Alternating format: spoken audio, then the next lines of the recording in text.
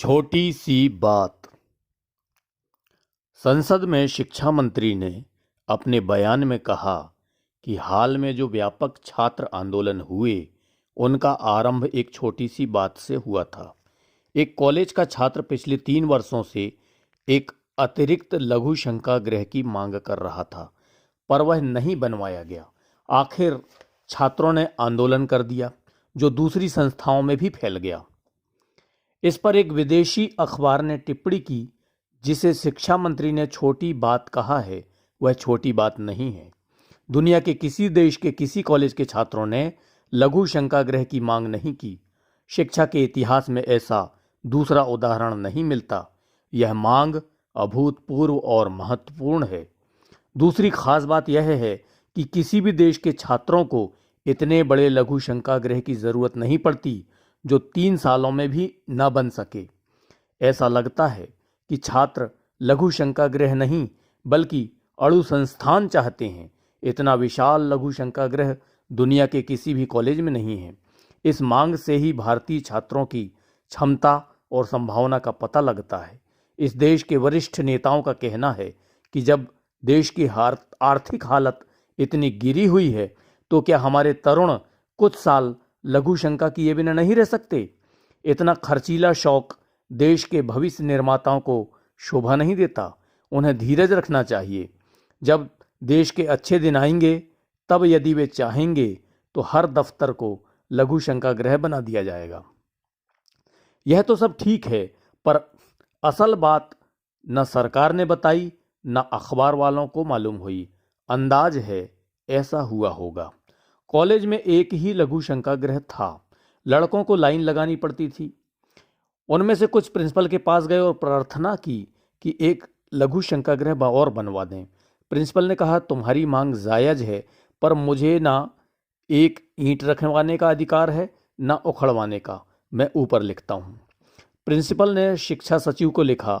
शिक्षा सचिव प्रिंसिपल के पत्र को लगातार 6 महीने पढ़ते रहे।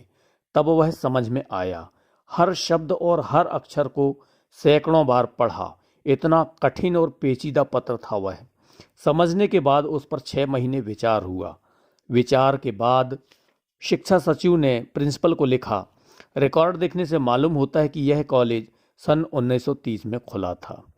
तब से अब तक कभी लड़कों ने लघु शंकागृह की मांग नहीं की। मालूम होता है 1965 में पहली बार इस कॉलेज के लड़के लघु शंका कर रहे हैं। प्रश्न है कि जब 35 सालों तक लघु शंका नहीं की, तो अब एकाएक कैसे लग आई? मुझे इस मांग की सच्चाई में शक है। कृपया फिर से जांच करके लिखिए कि क्या लड़के लघु शंका करने लगे हैं।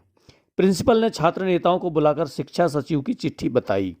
लड़कों ने कहा, अगर आप कहें तो हम सचिवालय जाकर प्रत्यक्ष प्रमाण दे सकते हैं। प्रिंसिपल ने घबराकर कहा, आप लोगों की इस क्षमता से मैं परिचित हूं, ऐसा मत करो, मैं ही लिख देता हूं। प्रिंसिपल ने शिक्षा सचिव को लिख दिया, मैं व्यक्तिगत जानकारी के आधार पर विश्वास दिलाता हूं कि लड़के लघु शंका करते हैं। अगर उन पर अविश्वास किया जाएगा तो वे प्रत्यक्ष प्रमाण देने लगेंगे। वैसे पिछले 35 वर्षों में भी इस कॉलेज के लड़के लघु शंका करते रहे हैं। अब उनकी संख्या बढ़ रही है, इसलिए एक लघु शंकागृह की और ज़रूरत है। शिक्षा सचिव ने एक नोट लिखकर अर्थ मंत्रालय को भेज दिया। अर्थ मंत्रालय में विशेषज्ञों की एक समिति इस प्रस्ताव के आर्थिक पहलुओं पर विचार करने बैठी। 6 महीने के अथक अध्ययन के बाद अर्थ सचिव ने यह नोट लिखकर वित्त मंत्री को भेजा। वैसे ही घाटे की अर्थव्यवस्था चल रही है। अगर लघु शंकागृह बनवा दिया गया तो और घाटा होगा।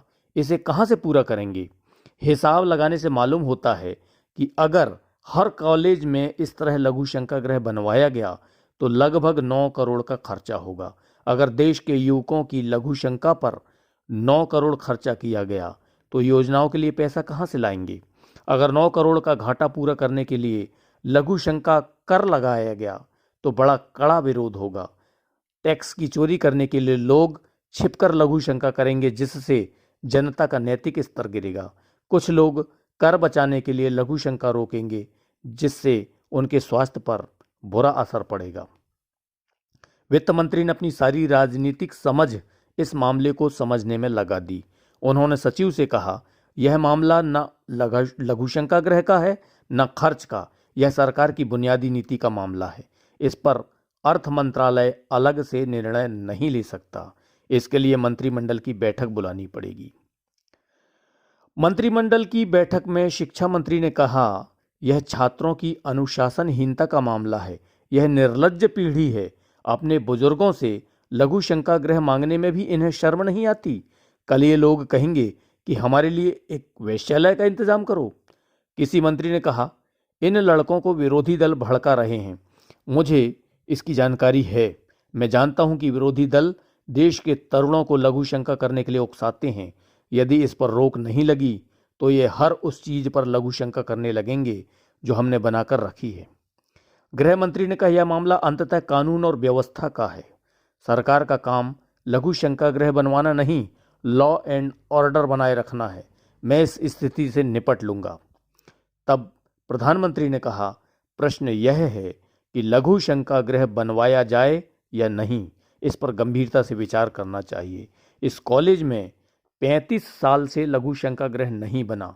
अब एकदम लघु शंकागृह बनवा देना बहुत क्रांतिकारी काम हो जाएगा। क्या हम इतना क्रांतिकारी कदम उठाने को तैयार हैं? हम धीरे धीरे विकास में विश्वास रखते हैं, क्रांति में नहीं। यदि हमने यह क्रांतिकारी कदम उठा लिया तो सरकार का जो रूप देश विदेश के सामने आएगा उसके व्यापक राजनीतिक परिणाम होंगे। मेरा ख्याल है सरकार अपने को इतना क्रांतिकारी कदम उठाने के लिए समर्थ नहीं पाती। इसी वक्त छात्रों का धीरज टूट गया। उन्होंने आंदोलन छेड़ दिया। दूसरे कॉलेज के लड़कों को चूड़ियां भेज दी गईं। आंदोलन करो या चूड़ियां पहनकर घर में बैठो। चूड़ियों ने आग लगा दी। जगह जगह आंदोलन भड़क उठा। यहाँ का आदमी अक्ल बताने को उतना उत्सुक नहीं रहता जितना नरता बताने को। अगर किसी से कहा कि अपने सिर पर जूता मारो या ये चूड़ियां पहन लो तो वह चूड़ी के डर से जूता मार लेगा। लोगों ने लड़कों से पूछा, यह आंदोलन किस हेतु कर रहे हो? लड़कों ने कहा, हमें नहीं मालूम, हमें तो चूड़ियां आ गई थी इसलिए कर रहे हैं।